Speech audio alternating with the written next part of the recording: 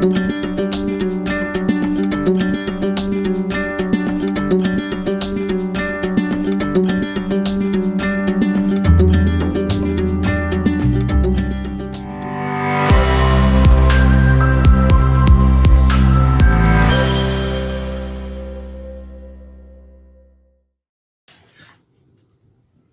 everybody, and welcome back to Mel's Board Game Room, which is sponsored by Games and Couple, which is part of Oshrat online counseling services. I'll make sure that their link is added to the comments, so be sure to check them out. So today I'm going to be doing a comparison video between Wingspan, which is the original Stonemaier game from that genre, and then Wyrmspan, which just recently released, and it's kind of like the dragon version of this game. It's very similar. So I'll be showing kind of comparison between the components and the gameplay, and then you can kind of see how they compare. So first, let's have a look just at the book. Now keep in mind, my version of Wingspan is not from the original published. This is recently purchased, and it does look a little bit different. And okay, so first of all, I don't know if the original one had an insert. This one does not, neither does Wyrmspan. And I was watching a video that Jamie had put together, and that was one of the questions and concern, like, why is there not an insert? And the way that he addressed it was that since you kind of can't plan for an insert that will kind of work for sleeved cards, when a lot of people sleeve their card and a lot of people don't. They just didn't provide an insert. Now, rulebook wise, got, well, 3 here. So the Atoma, you have the appendix, and then you have the rulebook for original Wingspan. And same for Wyrmspan, except it's quite a bit smaller. So the rule book, this is all the dragon facts. So I guess the same as the other one, and the Atoma as well. So quite a bit smaller in this one. The material, the paper, it's kind of almost, I don't know, it's not a plasticky page, but they're very textured and they seem very resistant. So I do like that. So we'll put that aside and kind of, this is what it looks like. So the original Wingspan I know came, and this was in cardboard. This one is made from sugarcane, again, from following Jamie's video, and I guess to be more environmentally friendly. I wish, honestly, I wish I had the plastic ones. I do like that this here comes with the lid and you still have that. And this is just set up so that you can have all of the cards in there. But then the concern was it wouldn't fit sleeved cards in there, or might not fit all sleeved cards in there. So that was part of that. These ones, they did provide a couple of plastic ones. So I guess they went back to plastic. There's only 2 of them in here, and so you can't put the cards in there. I've heard some comments where people are utilizing some of the components from previous Wingspan to use with Wyrmspan, but so I just have my cards loose in here. They're not loose. I'm using the Ugo's Amazing Tape, or bondage tape, does the same thing, to hold everything together. But there's that. Now, let's have a look. Let's compare the cards to the cards. So art-wise, I'll just open this one set here. Is it on this side? No, it's on this side. Okay, this Ugo's Amazing Tape is so cool. It doesn't cling to the card itself. It just clings to itself. So it's a really safe way of storing your cards, and it does hold them together quite nice. Okay, so back of the cards, you got the dragons versus the feathers. Personally, I kind of like the dragon artwork a little bit better. Card-wise, they are similar. So with the birds, obviously you get a little bit more actual facts since it's a real live animal. They're not fictional. And you get kind of a bit more information, mostly on the bottom as to where they can be located, and some information on there where less with the dragon being that, as I mentioned, fictional. So you have here, like, it shows which terrain it'll go in. This one will show which cave it will go to. So it's similar in that way. This one shows there the grub, like the food that it wants. And then over here is the resources that it'll want. And the resources are different, so I'll go over that in a minute. You have the wingspan, and you have a size for the dragon. So with the birds, it kind of gives you how big they are from wing to wing, right? So it's all different. With the dragon, it's either small, medium, or large. So you get the 3 sizes. And then it shows here the type of nest. With the dragon, there's no type of nest. They're just how many eggs it can hold. So in this case, 1, that one, 2, 3. And then you have over here, it's victory point value. And you have over here in the feathers, it's victory point value. And then being that this is an engine building game, both of them kind of have an ability that when activated does certain things. With the Wyrmspan is you have different type of cards that'll activate in different ways. This one will activate if you go and explore that cave. Then if you explore that cave, it activates. Some will have end of game scoring. Some will have when it's put down, it'll activate. So there's different ways that the cards will activate. So somebody was commenting earlier that they much prefer the artwork of Wingspan. I really like the Wyrmspan artwork. I don't dislike the Wingspan, but I just really like this one. So I get everybody has their own taste. So there's that. Now, in Wyrmspan, we also have the caves, and that's one of the big things that's a little bit different, is before you can put a dragon, you need to have placed a cave. You start with the initial cave at each location, but if you want to go deeper and bring in more dragon, you'll need to have more caves. The caves have different artwork, but the artwork actually has no effect on where the cave can go. They can all go everywhere. I'll just take this off. And so the color of the cave really doesn't make a difference. It's just you put it wherever you want. Each one, all of these caves have like an ability that gets initiated when you put it down. So it's just different things will give you resources. It'll activate a certain ability. It'll allow you to collect cards or different things like that. So as you play the cave, it'll give you access to more. So that's something that's a little bit unique to that game. In Wingspan, we have the goals for each round that will give extra points. And you do have the same thing in Wyrmspan. They'll just have different, they're both double-sided. So each time you play the game, it's going to play a little bit differently. So we have that. Now, with Wingspan, you have, and I've got it kind of half assembled here, we have the dice tower for the dice, which is how you would kind of know what resources are available, which is a big feature for Wingspan. Everybody loved the dice tower, right? And then you have the wooden dice that will show, you know, what resources are available when you roll them. Now, you don't have that with Wyrmspan. There's no dice. There's no dice tower. And I did purchase the upgrade pack, but I'm going to compare retail to retail. So in Wingspan, we have, these are just extra component trays that came with that one. So resource-wise, we have the berries. You have the wheat. We have the grubs, the fish, and the mouse. So we have 5 resources total. In Wyrmspan, we have the meat.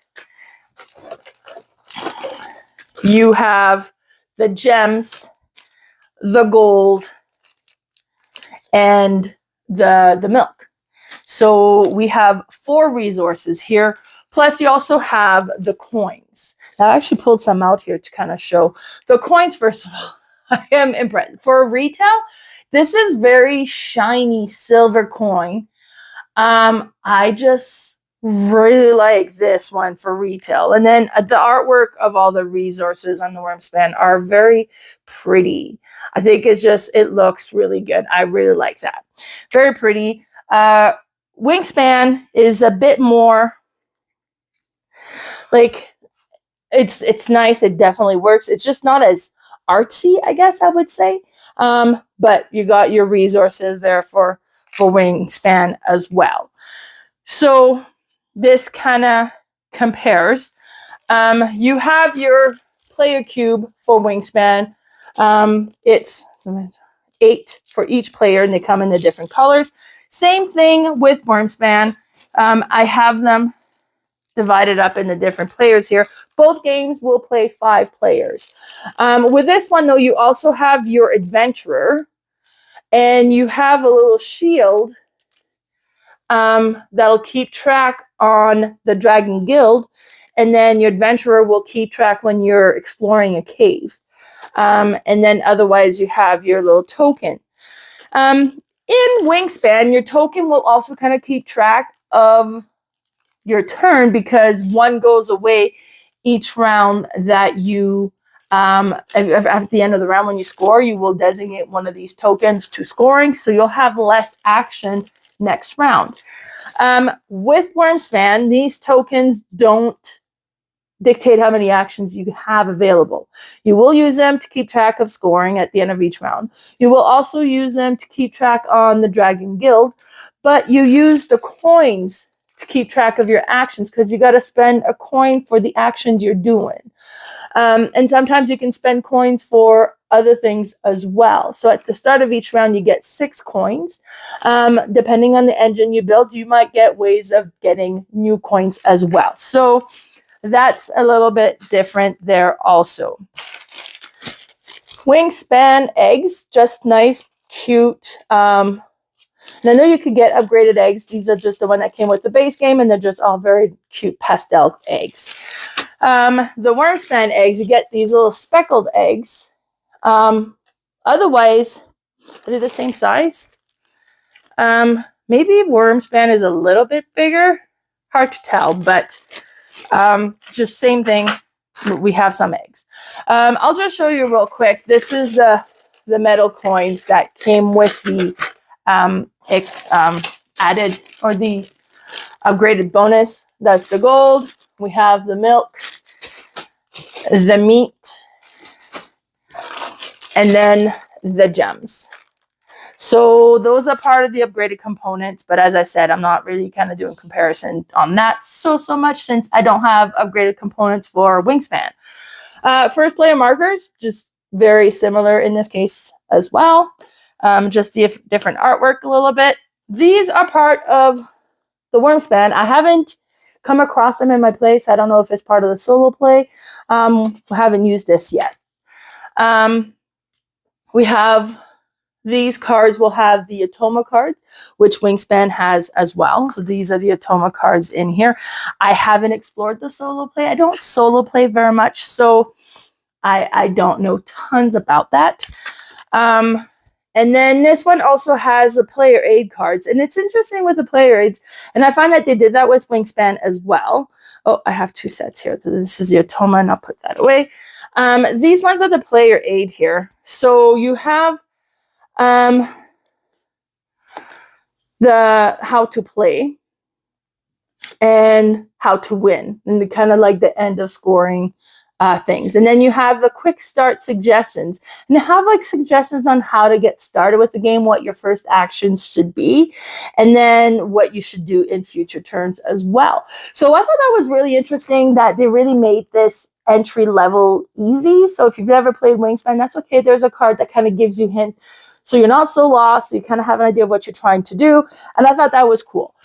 This is not new, though. They did do that as well with Wingspan, where they have kind of a guide for your first few turns if this is your first time playing, and then kind of turn 5 and beyond, just kind of go ahead and do the different things. But they kind of have tips on what you may want to be doing, and kind of a bit of a tutorial on how to play the game as you're playing the game. So I thought this was really cool, kind of making it entry level accessible just for new players. Okay, then let's show you this. So we have the round cards. So Wingspan is quite small, but I mean it works. So you have, and you'll put your tiles of the different gold for each round, and then you'll keep track with the who won how much. Same thing with Wyrmspan. So you still have this one. You'll be putting the goals on each one of these. And this is kind of neat as well, because there's like you activate there's end round bonus. So you activate that. Then you do your score, and then you put your token to see who scored what. Then you refresh the cards. Then you gain 6 coins and an egg. And then you go to round 2, and you have the round tracker. It just kind of will move forward as you follow the round. So both games are 4 rounds. And at the end of each round, both games will score as well. So that part is very similar. This is the dragon cards and the cave cards. So you get 3 that's available of each one. I don't have the extra neoprene mats for either games, so I'm not going to showcase that, but this one does have this on a cardboard. And then you also have the Dragon Guild, which is a bit unique to Wyrmspan here. And then you have also 4 different guild that you're going to play as. And they're double-sided, 2 to 3 players on one side, 4 to 5 on the other. So depending on the player count, which one you'd be using, you just randomly select one, and then you would put this in the middle of the board. So as you're playing, you are going to have your little shield at the start position, and every time you activate a guild icon, you're going to move that forward, and every time you move it forward, you're going to gain a different ability. So an egg, a resource, a card, a cave, and so on. When you reach the bottom one, you're going to place one of your cube onto here and activate the things that's on there, and each card is different. And each one, so 4 to 5 players has more space. It can be activated, while the 2 or 3 are a little bit tighter. So like this one is you can play a coin, then you excavate up to 2 spaces for free with caves from your hand. So you want to have the cards in your hand to be able to do that. This one is you would pay a cave card, then you can play a dragon from your hand on top of any dragon of your player mat for free. This one is you just gain a coin and 2 cave. And this is at the end of game, you gain a victory points for each cave on your player mat. Then this one is 6 points, 3 points, and then unlimited number of single victory points. So you will put one of the tokens when you hit the bottom area as well as when you hit the top area. You might go around this twice. Probably not. We didn't. Patrick did go around a few, like more than once or 1.5 times. But so yeah, that's how the Dragon Guild works. So I'll put that over. Both games have their score pad. I mean, those are pretty similar. And then I like to use BG Stats, and BG Stats has a score pad built in as well if you keep track of your games that way. So that's also nice. Then player boards. So for Wingspan, we have the player board. And then for Wyrmspan, you have the player board as well. Again, I personally like this artwork a little bit better, but both are great. Action-wise, it's a little different. And well, they're very similar, as in you have the different actions you can activate here, and you would put your token to show which action you've activated. While over here, you have the different actions you can activate, and you would put your coin to show that you're activating that token, that action. Now, in Wingspan, you have a player bird, and you can convert 2 resources for 1. You have gain food from the bird feeder, and you can kind of, the more you have there, the more food you can activate as well. You know, like, so you get 1, then you get 2. So you get more and more as you go. You can lay eggs, and then you allow you to lay eggs, and then you can draw bird cards. So those are the 4 different actions you can do. With Wyrmspan, you have 3 actions you can do. So you can excavate, where you're going to pay the coin, plus on the column here. So it's an extra egg if you're going to be playing in this column. It's an extra 2 egg if you're playing on here. But this one allows you to put a cave down the path here. You always have to play left to right. So you could put a cave in the next location, because you can't put a bird if a cave has not been excavated. So you got to place the cave. You do start with 3 locations ready to go. So that's good to know. You can also entice a dragon to come into your cave. So you're going to need to pay a coin plus whatever the cost printed on the dragon. So some could be, if it's hatchling, you need to have an egg that you spend. Otherwise, it'd be a combination of resources between the milk and the meat and the gems and the gold to attract your dragon to your cave. And then you would put the dragon on top of the cave. And then we also have explore. So the cost to explore depends on if you're exploring the first time, the second time, or the third time. First time you go, you need to put a coin and cover this up. Then you would take your explorer token and you would go from each explorer sign. And you keep going until you hit a stop sign. So if you were going to do it the first time, you would send your guy over here. This would gain you 1 resources, and you're at the stop sign. That's it. That's all you were able to do. With this one, it gives you a dragon card. This one gives you a cave card. So you can keep going. But if you had, let's say we had this one, because this had to be played in the yellow, so it would be played here. So this would cover that cave there. So if we were doing the explorer, we would get to activate this explorer icon here. Plus this card is an explorer icon, so we'll get to activate this card. We would get to activate this one that allows us to do a guild action, and then we would stop because we reached a stop sign. And you always explore and kind of activate that way until you hit the stop sign from left to right. And that's it for action. So other than that, then you kind of, at the end of your turn, you discard down to 9 cards, combination of dragon and cave. You cannot have more than 9 coins, and you cannot have more than 9 resources. And then you have space to place 2 eggs here until you have dragons, because your dragons will also be able to hold eggs. And then you will have the ability to trade 2 resources for 1 of anything.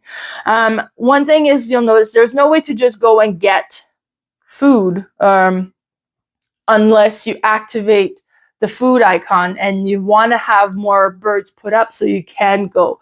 So I find the engine building is a little bit tighter in here, because you do want to make sure that you've got a well-working engine trying to get the resources or the things you need. Also, the only way of laying eggs is reaching the lay egg here at the end, unless you also have an engine that allows you to lay eggs, or if you place caves that allows you to get eggs. But if you want to get resources or lay eggs, placing those caves are important. And the first time we played, kind of quickly shuffle the cards so they weren't well spread out.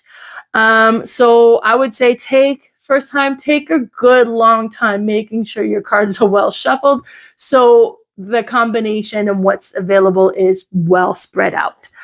And that's that. So both games play until you've reached the end of 4 rounds, and then you tally up the points, and then whoever has the most point is the winner. Both games honestly are very similar.